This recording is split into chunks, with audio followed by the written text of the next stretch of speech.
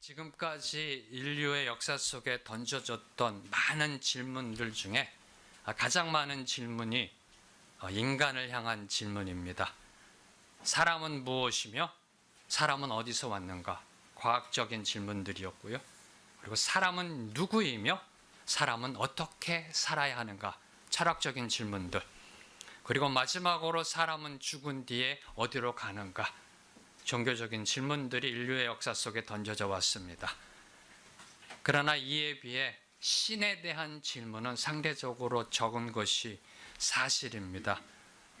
특별히 신이 인간에게 내가 누구냐? 사람들은 나를 누구라고 생각하느냐라고 질문하신 후에 그 인간에게 그 답을 듣고자 했던 경우는 찾아볼 수가 없습니다. 오늘날 21세기 세상은 예수님을 누구라고 생각하는지요? 오늘날 세상 사람들은 예수님을 누구라고 말하고 있는지요? 지난 20세기에 비해 지금 21세기 포스트 모던 시대는 이 질문조차도 하지 않는 시대, 이 질문조차도 망각한 시대가 아닐런지요? 사랑하는 성도 여러분, 여러분에게 그럼 예수님은 누구이신지요? 예수님이 세우시는 예수님의 교회는 예수님이 누구이신지에 대해 올바로 고백하고 그 믿음 위에 세워지는 교회입니다. 그래서 예수님께서는 교회를 세우시기 전에 2000년 전 제자들에게 질문하셨던 겁니다. 너희는 나를 누구라고 생각하느냐? 누구라고 생각하느냐? 인생에 있어서 최종 질문은 답이 무엇이냐가 아닙니다. 다시 한번 말씀드립니다. 우리가 살아가면서 삶 속에 인생 속에 주어지는 최종 질문은 답이 무엇이냐, 정답이 무엇이냐가 아닙니다. 그 답을 누가 하느냐입니다.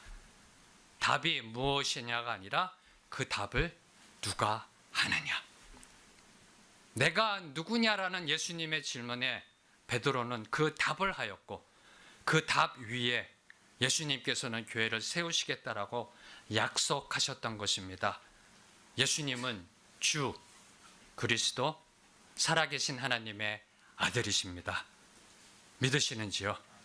바로 이 대답을 베드로가 하였던 것입니다. 성경에 능통한 바리새인도 아닙니다. 능통한 율법학자도 아닙니다. 그리고 제사장도 아닌 어부인 베드로가 이 진리의 정답을 고백하였다는 것이 얼마나 놀라운 사실인지요. 사랑하는 성도 여러분, 정답을 말하는 그 누군가는 세상이 예상하는 사람이 아닐 수도 있습니다. 세상이 기대하는 사람이 아닐 수도 있습니다. 심지어 교회가 당연하다고 생각하는 사람이 아닐 수도 있습니다. 하나님 나라의 진리의 정답을 아는 것은 종교적 탁월성과 비례하지 않습니다. 더 나아가 이 성경적 지식과도 비례하지 않는다는 것을 보여주는 것이 베드로의 고백입니다. 자, 그러면 베드로는 이 진리, 이 정답을 어떻게 알고 고백할 수 있었던 것일까요? 오늘 본문 말씀 17절 말씀, 17절 말씀 함께 같이 읽겠습니다. 17절 말씀 시작. 예수께서 대답하여 이르시되 바요나 시몬아 내가 복이 있도다. 이를 내게 알게 한 이는 혈육이 아니요 하늘에 계신 내 아버지시니라. 너희는 나를 누구라고 하느냐? 이에 대해서 베드로가 이렇게 고백합니다. 주는 그리스도시요 살아계신 하나님의 아들이십니다. 이에 대해 예수님이 이렇게 선포합니다. 바요나 시온아 네가 참으로 복이 있도다. 축복받은 사람이다. 그러나 명심해라, 기억해라. 네가 지금 대답한 것은 혈육으로 알게 한 것이 아니라 하나님이 알게 하신 것이다. 하나님이 알게 하신 것이다.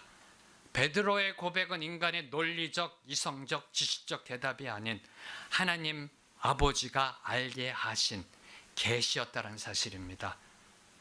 다시 말씀드리면 사람의 대답이 아니었다는 겁니다. 저희들이 알고 있는 교리적 용어로 성령의 조명하심으로 알게 된 진리라는 겁니다. 하나님이 터치하셨습니다. 하나님이 만지셔서 알게 된 진리. 성령의 감동하심으로 고백하게 된 진리. 다시 말씀드려 베드로에게 성령이 임하였던 겁니다. 그 성령이 임하여서 그 뜨거운 감동 가운데 고백한 진리임을 알 수가 있습니다. 주는 그리스도시요 살아계신 하나님의 아들이십니다. 바로 이 성령 충만한 신앙 고백이 교회의 반석이 되는 것입니다. 예수님이 이렇게 말씀하셨습니다. 이 반석 위에 내가 교회를 세우리라. 옆에 계신 분에게 이렇게 축복하겠습니다. 성령 충만하십시오. 네, 성령 충만한 삶, 성령 충만한 신앙 고백이 예수님이 세우시는 교회의 반석이 되는 줄로 믿습니다. 근데 오늘 말씀을 보면은요, 또 한 가지 놀라운 사실이 발견됩니다. 예수님이 주 그리스도 하나님의 아들이시란 진리를 고백한 그 베드로가 곧바로 예수님께 심한 질책을 받았다라는 사실입니다. 오늘 본문 말씀 21절부터 23절, 네, 세 절의 말씀을 여러분이 한번 큰 소리로 함께 읽으시겠습니다. 시작. 이때로부터 예수 그리스도께서 자기가 예루살렘에 올라가 장로들과 대제사장들과 서기관들에게 많은 고난을 받고 죽임을 당하고 제3일 날 제자들에게 비로소 나타나시니 베드로가 예수를 붙들고 항변하여 이르되 주여 그리 마옵소서 이 일이 결코 죽게 일치지 아니하리이다. 예수께서 돌이키시며 베드로에게 이르시되 사탄아 내 뒤로 물러가라. 너는 나를 넘어지게 하는 자로다. 내가 하나님의 일을 생각하지 아니하고 도리어 사람의 일을 생각하는도다 하시고, 베드로는 주는 그리스도시요 살아계신 하나님의 아들이십니다라는 신앙 고백을 한 후에 예수님이 이제 십자가에서 죽으실 것을 말씀하시자 절대로 그러한 일이 일어나서 안 된다라고 항변하였다라고 기록되어 있습니다. 항변하였다. 이에 대해서 예수님은 베드로를 사탄이라 칭하며 내 뒤로 물러가라라고 질책하셨습니다. 바로 전에 하나님의 계시를 받은 베드로를 향하여 하나님의 일을 생각하지 않는다라고 질책하셨습니다. 하나님의 계시를 받은 사람, 그런 사람이 어떤 사람인지 감이 있으신지요? 아니 하나님의 계시를 받아본 경험이 있으신지요?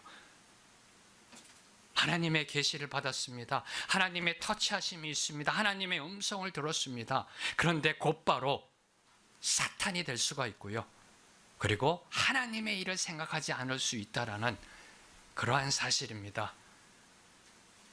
이를 통해 우리들에게 주고 있는 의미, 그 메시지는 과연 무엇일까요? 하나님의 계시로 알게 된 진리의 고백, 성령의 감동하심으로 고백하게 된 그 진리의 고백도 넘어질 수 있다. 하나님의 터치하심으로 고백된 그 믿음도 실족할 수 있다. 한마디로 인간의 믿음은 불완전하다라는 사실입니다. 자, 그러면 베드로의 신앙 고백 위에, 이러한 불완전한 베드로의 신앙 고백 위에 세워진 예수님의 교회도 불완전한 것일까요? 예수님의 교회가 불완전하다는 것이 아니라 완전하신 예수님의 교회가 불완전한 인간의 믿음 위에 세워지기 때문에 이것이 바로 예수님의 그 나아가는 그 교회가 세워지는 방향이었고 하나님 나라의 비밀이었기 때문에 이 세상 안에서 공중권세 잡은 자가 있는 이 세상에서, 죄악이 관영한 이 세상에서 교회를 세우실 때 불완전한 인간의 믿음 위에 세우시기 때문에 문제가 발생하는 것입니다. 바로 이것이, 이 부분이 이 세상 모든 교회가 안고 있는 영적 문제입니다. 영적 문제.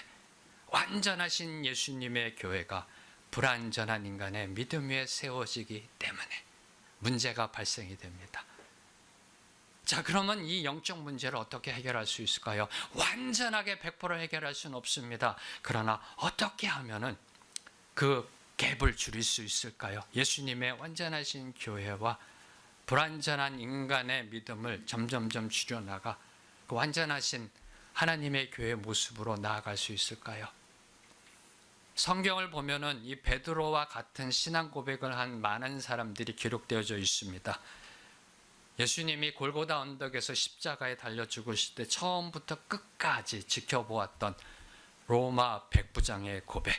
예수님이 숨을 거두시자 로마 백부장, 이방인이었던 백부장은 이렇게 선포합니다. 이는 참으로 하나님의 아들이셨다. 이는 참으로 하나님의 아들이셨다. 의심 많은 도마는 예수님의 못자국난 손바닥과 창자국난 옆구리를 만져보고 이렇게 고백합니다. 나의 주 나의 하나님이시여. 그리고 나사로의 누이 마르다 등 많은 분들이, 많은 성경 인물들이 기록되어져 있습니다.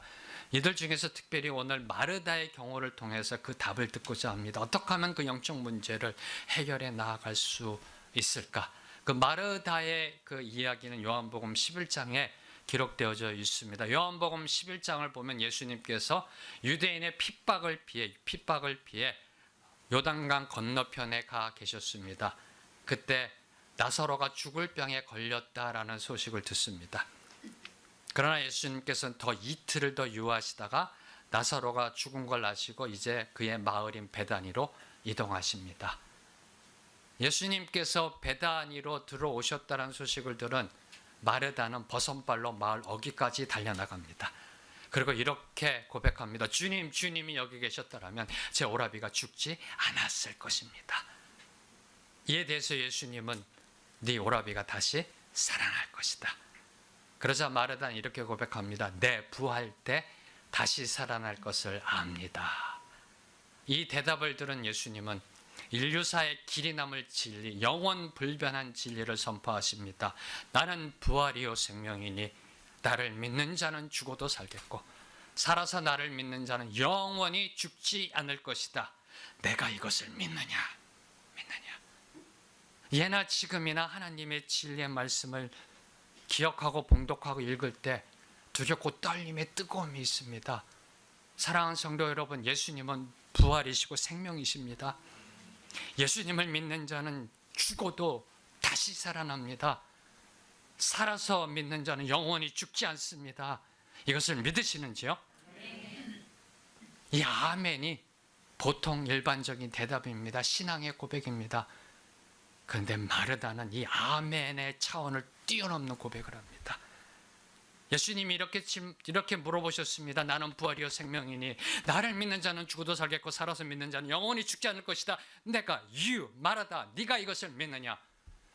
아멘이라 대답하지 않고요. 성경을 보면 이 아멘의 차원을 뛰어넘는 고백을 합니다. 요한복음 11장 27절 말씀. 요한복음 11장 27절 말씀 함께 읽겠습니다. 시작. 이르되 주여 그러하겠다. 주는 그리스도시요 세상에 오신 하나님의 아들이시니. 이는 베드로와 동일한 고백입니다. 놀랍지 않으세요? 주는 그리스도시요 하나님의 아들이십니다. 이것을 내가 믿습니다. 나는 부활이요 생명이다. 내가 믿느냐? 네, 믿습니다. 예수님 당신은 주 그리스도 하나님의 아들이심을 내가 믿습니다. 놀라운 고백입니다. 왜요? 당시 사회적으로 천대받던 여인 마르다, 종교적 신학적 지식으로 미천한 마르다의 고백이기 때문입니다. 무엇을 알 수 있을까요? 베드로와 같은 경우로 하나님의 터치하심이 있었음을 저희들이 알 수가 있습니다. 성령께서 감동하심으로 지금 마르다가 고백하고 있는 겁니다. 당신은, 예수님 당신은 주 그리스도 하나님의 아들이십니다. 만약에 여러분이 이때 이 당시에 마르다 옆에 있었더라면 아마 마르다의 변한 얼굴을 볼 수 있었을 겁니다. 그의 눈빛이 성령 충만함으로, 그의 입술이 성령 충만함으로, 그의 목소리가 성령 충만함으로 감동 가운데 고백하고 있었음을 아마 느꼈을 겁니다. 그리고 아마 이렇게 혼잣말로 속삭일 수도 있었을 겁니다. 와, 마르다 믿음 좋다. 와, 마르다 정말 신앙 좋은 사람이다. 나도 저렇게 되고 싶다. 나도 저렇게 되고 싶다. 네. 이 마르다의 놀라운 신앙 고백을 들은 예수님은 이제 마르다와 함께 나사로가 묻혀있는 무덤으로 나아가십니다. 그리고 마르다에게 그 나사로의 무덤을 막고 있는 돌문을 옮기라라고 명령하십니다. 요한복음 11장 39절 말씀 함께 읽겠습니다. 시작. 예수께서 이르시되 돌을 옮겨 놓으라 하시니 그 죽은 자의 누이 마르다가 이르되 주여 죽은 지가 나흘이 되었음에 벌써 냄새가 나나이다. 마르다야 돌문을 옮겨 놓아라. 그러면 대답이 yes 아니면 no 이렇게 나가야 되는데, 주여 그가 죽은 지 1, 2, 3, 4 하나 둘 셋 넷 나흘이나 지났습니다. 시체 썩는 냄새가 납니다. 동문서답과 같습니다. 이 동문서답과 같은 마르다의 대답이 의미하는 게 뭘까요? 돌문을 옮겨 놓아라. 주님, 죽었다니까요. 주님, 죽은 지 하나, 둘, 셋, 넷, 나흘이 지났다니까요. 끝났다니까요. 시체 썩는 냄새가 나지 않으세요, 주님? 이제 와서 뭘 어쩌시려고 돌문을 여시려고 하십니까? 라는 마르다의 대답입니다. 바로 전에 주는 그리스도시요 살아계신 하나님의 아들이시라고 고백했던 마르다의 신앙 고백이 지금 눈앞에 펼쳐지고 있는, 눈앞에 보이는 죽음이란 현실 앞에 무기력하게 무너져 내렸습니다. 죽음 앞에서, 절망 앞에서, 두려움 앞에서 그녀의 놀라운 신앙 고백은 처참하게 무너져 내렸던 것입니다. 이런 마르다를 요한복음 저자는 죽은 자의 누이라고 기록하고 있습니다. 죽은 자의 누이. 예수님이 누구이신지에 대해서 올바른 정답을 말하였다 할지라도 그 눈앞에 펼쳐지고 있는 무덤을 막은 돌, 현실 돌, 죽음의 돌을 옮겨놓지 못하면 평생 죽은 자의 누이로 살아갈 수밖에 없다는 것을 암시하고 있는 겁니다. 사랑하는 성도 여러분, 베드로와 마르다는 동일한 고백을 하였습니다. 하나님의 터치하심으로 하나님이 주신 계시로 진리의 고백을 하였습니다. 성령 충만한 신앙 고백을 하였습니다. 그러나 그들의 믿음은 그들의 현실 앞에 놓이는 죽음 앞에 무너져 내렸습니다. 나사로의 죽음, 그리고 예수 그리스도의 십자가의 죽음 앞에 무너져 내렸습니다. 그리고 죽은 자의 누이라, 사탄이라 질책받았습니다. 바로 이것이 저와 여러분의 모습은 아닐런지요. 오늘날 예배드리고 있는 성도들의 일반적인 모습은 아닐런지요. 예배드리며 찬양 올려드리며 기도하며 부흥에 나아가 성령 수련에 나아가 특별한 어떤 기도 모임에 나아가 은혜 받습니다. 눈물 콧물 흘립니다. 그러나 얼마 지나지 않아 다시 제자리. 원했지.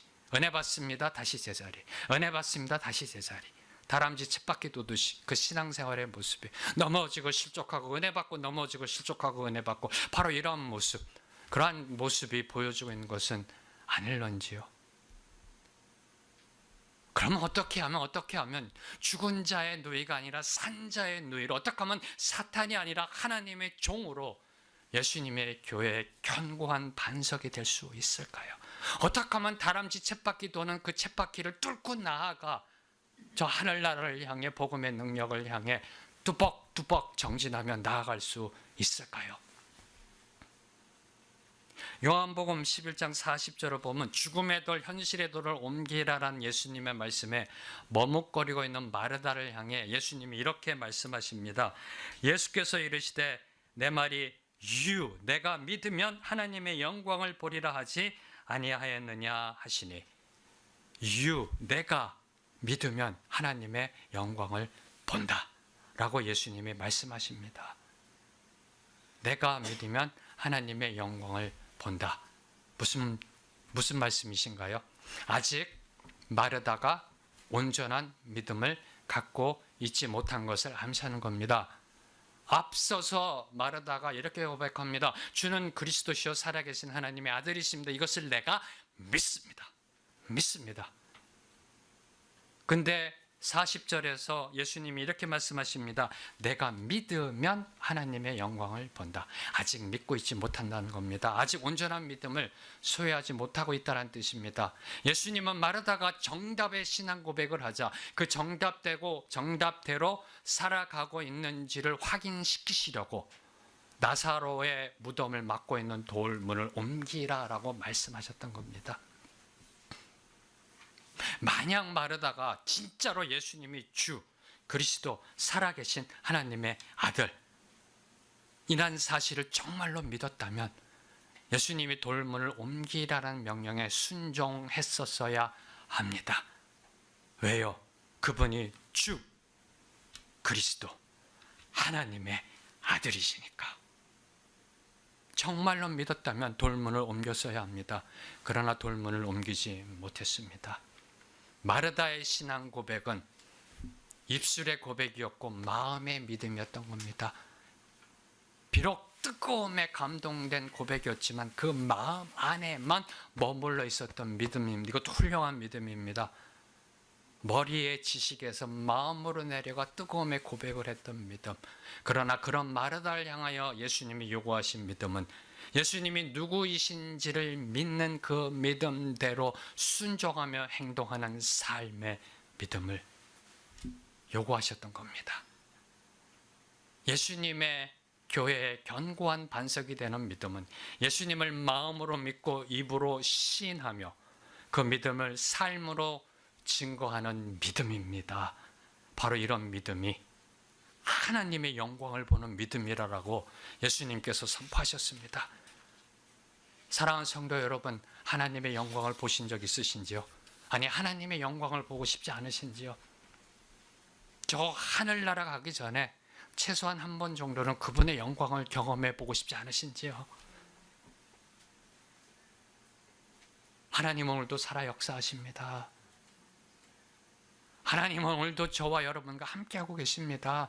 죽은 신이 아닙니다. 만들어낸 신이 아닙니다. 성경 속에 갇혀있는 신이 아닙니다. 우상이 아닙니다. 오늘도 살아 역사하시는 하나님이십니다. 그분의 영광을 최소한 한 번 정도는 경험해보고 가셔야 되지 않으실런지요? 경험하지 않고 하늘나라 갔다가 그 문화적인 쇼크를 어떻게 감당하시려고요? 네? 최소한 경험은 해보시고 가야 이거 하늘나라 가세요. 이거 우와 이거였구나 이렇게 돼야지. 거기 가서 처음 경험하면 쇼크사가 일어날 수도 있잖아요. 하나님의 영광을 경험하는 믿음이 예수님의 교회의 반석이 되는 믿음입니다. 바로 이것이 삶으로 증거하는 믿음인 것입니다. 자, 그럼 이런 믿음의 모습은 어떤 모습일까요? 다시 말씀드려 은혜 받아 눈물 콧물을 흘리다가 다시 원이시 되는 그러한 믿음의 모습이 아니라 은혜 받고 하늘을 향해 하나님 나라를 향해 정진하는 믿음, 뚜벅뚜벅 하나님을 향해 나아가는 믿음, 다람쥐 쳇바퀴 돌듯이 다시 원위치 되며 돌아가는 그런 믿음이 아니라, 지겨운 믿음이 아니라, 지긋지긋한 신앙생활이 아니라 능력 있는 삶의 모습을 보여주며 나아가는 그러한 믿음은 과연 어떻게 이루어지는 것인가? 이에 대해서 예수님은 친히 세 가지를 보여주십니다. 예수님께서 친히 세 가지를 보여주십니다. 자, 먼저 요한복음 11장 41절을 보면, 요한복음 10장 41절 함께 읽겠습니다. 시작. 돌을 옮겨놓으니 예수께서 눈을 들어 돌아보시고 이르시되 아버지여 내 말을 들으시오. 예수님께서 내가 믿으면 하나님의 영광을 보리라 라고 마르다에게 말씀하시자 그 주변에 있던 사람들이 돌문을 옮기기 시작합니다. 네, 원어를 보면은 주어가 복수입니다. 그래서 사람들이 함께 돌문을 옮겨 놓습니다. 자, 나사로의 무덤을 맡고 있던 돌문 장정 두세 사람이 청년들이, 네, 저같이 이제 5학년도 안 됩니다. 2학년 청년들이 두세 사람이 밀어야 밀리는 돌문입니다. 돌과 돌이 부딪히는 끽 소리를 내면서 돌문이 열리기 시작합니다. 시체 썩는 냄새가 팍 풍겨 나올 겁니다. 돌문이 열립니다. 어디를 바라보시겠습니까? 네. 돌문이 열리고 있습니다. 여러분 같으면 어디를 바라보시겠습니까? 예수님은 죽음의 현실이라는 무덤 안을 바라보지 않으시고 눈을 들어 하늘을 보셨다라고 기록되어 있습니다. 예수님이 보신 하늘은 자연계의 하늘이 아닙니다. 하늘 보좌에서 우리의 현실을 다스리시며 역사하시는 그 하나님을 바라보셨던 겁니다. 예수님이 하늘을 바라보고 하나님을 바라봤다는 건 현실 도피, 현실 부정이 아닙니다. 시체 썩는 냄새가 팍 풍겨오니까 하면서 하늘을 바라보신 게 아니라는 겁니다. 예수님도 나사로가 죽은 걸 알고 계십니다. 일부러 죽은 지 이틀이 더 지나서 오셨습니다. 그리고 시체 썩는 냄새를 맡고 계십니다. 예수님은 마르다와 같이 죽음이라는 현실, 무덤이라는 현실 안에 갇혀 계신 게 아니라 그 현실을 다스리고 계시는 바로 그분, 하나님을 바라보셨던 겁니다. 사랑하는 성도 여러분, 우리가 어디를 바라보느냐가 믿음의 능력을 좌우합니다. 우리가 어디를 바라보느냐가 하나님의 영광을 보느냐를 결정합니다. 두 번째로 예수님께서 이제 하나님을 바라보신 다음에 하신 것은 하나님께 감사드렸던 겁니다. 그 41절에 보면은 내 말을 들으신 것을 감사하나이다 라고 되어 있습니다. 하늘을 우러러보시고 아버지여 내 말을 들으신 것을 감사하나이다. 들으실 것을 감사하나이다가 아니라 들으신 것을 감사하나이다. 네, 여러분이 성경의 문맥, 요한복음 11장의 문맥을 보면 아직 이 감사는 나사로가 살아나기 전에 드렸던 감사라는 겁니다. 그런데 예수님은 이렇게 선포하십니다. 들으신 것을 감사하나이다. 일어난 결과를 향한 감사가 아니라, 주신 것에 대한 감사가 아니라, 주어진 것에 대한 감사가 아니라, 그 감사를 향해 나아가는 첫 걸음은 바로 감사라는 것을 선포하시는 겁니다. 다시 정리합니다. 결과를 향해 나아가는 첫 걸음, 그것이 바로 감사다. 감사다. 나사로가 다시 살아난 그 결과의 출발점은 감사인 것을 예수님께서는 알려주고 계시는 겁니다. 저는 이것을 개인적으로 선불감사라고 명명합니다. 선불감사. 이거 교리적인 용어 아닙니다. 네. 제가 신학자다 보니까요. 제가 얘기하면 다 어떤 신학적 용어인 줄 아시는데 이건 제가 개인적으로 만들어낸 선불감사. 예수님은 선불감사하신 겁니다. 들으신 것을 감사하나이다. 감사하나이다. 사랑하는 성도 여러분, 하나님께 감사하고 계시는지요? 얼마나 감사하고 계세요? 성도들에게 던져지는 질문 중에 가장 힘든 질문 중에 하나가 이 질문이라고 합니다. 네.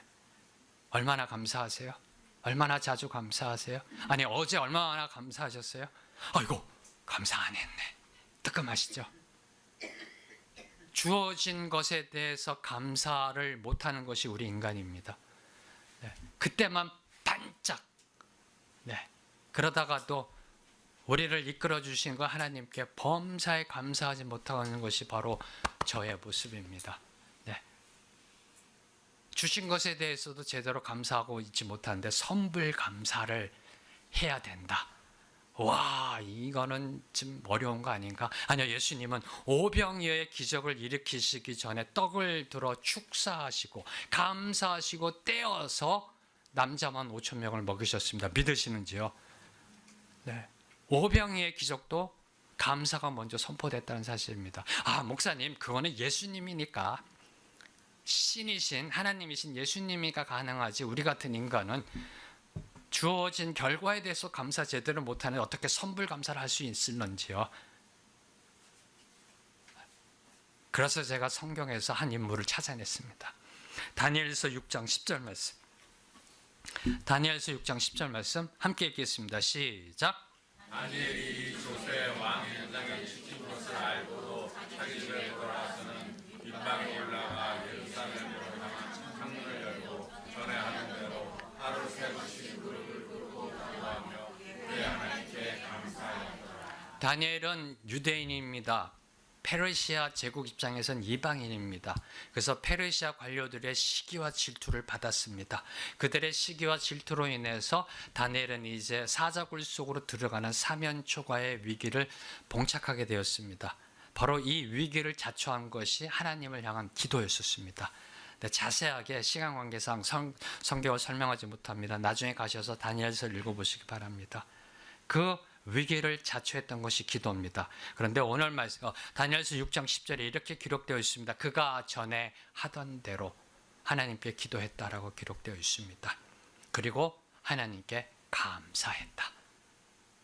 이 시간 저희들이 주목하는 것은 하나님께 감사했다라는 겁니다. 이 감사는 문제가 해결되기 전에 감사라는 겁니다. 사자굴 속에서 살아나와서 드린 감사가 아니라는 겁니다. 사자굴 속에 들어가기 전에 감사라는 겁니다. 다시 말씀드리면 선불감사입니다. 사자굴 속에 들어가는 위기를 감수하고 하나님께 기도드렸습니다. 그리고 감사했습니다. 문제가 해결되기 전에 이미 다니엘은 예수님처럼 감사드렸다라는 사실입니다. 바로 이 선불 감사가 사자굴 속에 들어가는 위기 속에서도 하나님의 기적을 경험하는, 하나님의 영광을 경험하는 믿음의 능력이 된 줄로 믿습니다. 다시 선포합니다. 이 선불 감사가 다니엘에게는 사자굴 속에 들어가는 그 위기 속에서도 하나님의 기적을 경험하는, 하나님의 영광을 경험하는 믿음의 능력이 되었던 것입니다. 사랑하는 성도 여러분, 다니엘도 저희와 똑같은 인간입니다. 다니엘이 했으면 저희들도 할 수 있습니다. 하나님을 향한 이 선불 감사를 통하여 하나님의 영광을 보는 저와 여러분이 되길 주님의 이름으로 축복합니다. 자, 이제 마지막으로 예수님께서는 하나님을 우러러보시고 하나님을 바라보시고 하나님께 선불 감사를 하신 다음에 이제 죽은 나사로를 향해 선포하십니다. 요한복음 11장 43절 말씀 함께 읽겠습니다. 시작. 이 말씀을 하시고 큰 소리로 나사로야 나오라 부르시니, 예수님은 마르다를 절망 속에 빠뜨린 그 현실, 그 죽은 나사로를 향해 선포하십니다. 나사로야 나오너라. 나사로야 나오너라. 아마 이것을 영화로 만들고 드라마로 만들면 아마 이것이 가장 하이라이트, 피크 부분일 겁니다. 네. 그래서 나사로야 나오너라. 네. 근데 오늘 말씀을 보면은 작은 소리가 아니라 큰 소리로 선포하셨다라고 되어 있습니다. 저는 늘 이 부분이 저는 묵상할 때마다 늘 고민입니다. 황 목사, 너 같았으면 어떻게 했을까? 저 같았으면 이렇게 했을 것 같습니다. 나사로 옆에 가서 나사로 일어나봐. 네. 일어나봐. 조금 이제 미동이 있으면 그 다음에 와서 이제 큰 소리로 나사로야 나오너라. 네, 왜요? 창피당할 수 있을까봐. 네. 큰 소리로 나사로야 나오너라 했다가 나사로가 안 나오면 그거 왜 망신입니까? 무슨 뜻일까요? 큰 소리로 외쳤다라는 것은 하나, 둘, 셋, 넷, 죽은 지 나흘이나 지났습니다. 시체 썩는 냄새가 납니다. 육신이 부패해졌습니다. 그런 나사로의 시신을 향하여 예수님이 선포하십니다. 나사로야 나오너라. 그것도 큰 소리로 나사로야 나오너라. 무슨 뜻일까요? 모든 사람이 다 듣게, 온 세상 사람이 다 듣게 큰 소리로. 무슨 의미일까요? 하나님을 향한 믿음의 확신을 선포했던 겁니다. 사랑하는 성도 여러분, 예수님은 죽음의 현실 앞에서 그 죽음을 다스리시는 하나님을 바라보았고, 그리고 그 하나님께서 역사하실 것을 미리 감사하였으며, 그리고 그 하나님의 역사하심을 큰 소리로 선포하였던 겁니다. 바로 이런 믿음의 선포, 바로 이런 큰 소리의 세상을 향한 선포가 하나님의 영광을 보는 믿음이고요, 예수님 교회의 견고한 반석이 되는 줄로 믿습니다. 사랑하는 성도 여러분, 예수님을 믿으시는지요? 예수님이 주 그리스도 살아계신 하나님의 아들이심을 믿으시는지요? 그 믿음은 입술의 고백, 마음의 믿음이신가요? 아니면 삶의 믿음이신가요? 예수님 교회의 견고한 반석이 되는 믿음은 삶의 믿음입니다.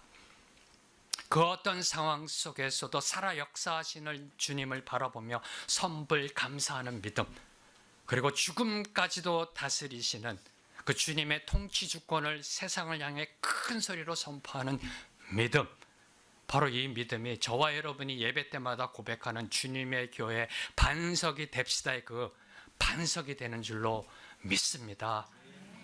바로 이 반석이 되는 저와 여러분이 되기를 다시 한번 주님의 이름으로 축복합니다. 이제 오늘 말씀 붙잡고 저희들이 함께 찬양으로 고백하기를 원합니다. 바로 예수님 교회의 견고한 믿음이 되는 그 반석이 되는 믿음의 시작은 오직 주님만을 바라보는 신앙으로부터 출발합니다. 이 시간에 조용히 한번 마음으로 묵상해 보십시오. 나의 삶은 어디를 바라보고 있는가? 주님을 바라보고 있는가? 주님을 바라보고 있는가? 여러분의 삶을 묵상하시면서 다시 한번 다짐하시면서 이 찬양을 함께하며 나아가길 원합니다. 주만 바라볼지라.